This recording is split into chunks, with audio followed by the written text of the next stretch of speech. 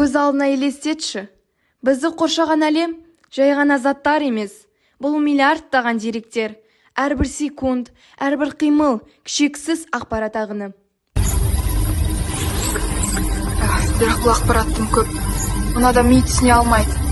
Егер бұл ағынды реттейтін күш болмаса, әлем хаосқа айналады. Бізге ақылды көмекші керек.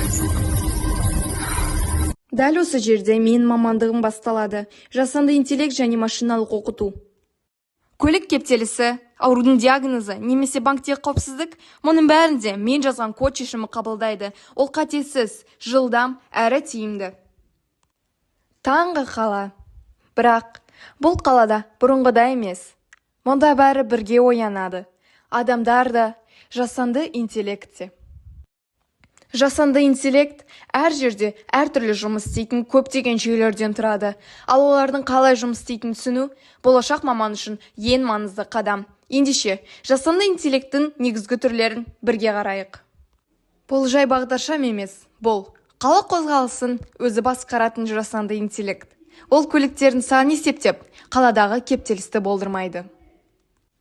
Медицинада жасанды интеллект қателікті азайтып, диагнозды жылдам қояды. Робот-хирургтар адамның қолынан келмейтін дәлдікті орындай алады.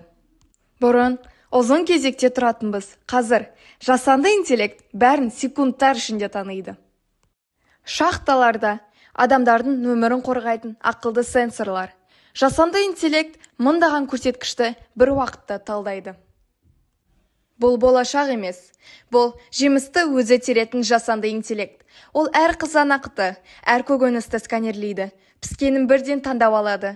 Өнімділікті арттырып, фермердің жұмысын жеңілдетеді.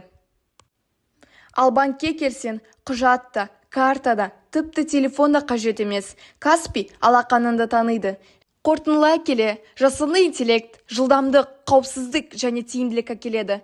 Ол тек көмектесетін құрал емес, бұл біздің өмірімізді өзгертетін басты күш. Ол бүгінде, ертеңде қажет болатын нағыз болашақ.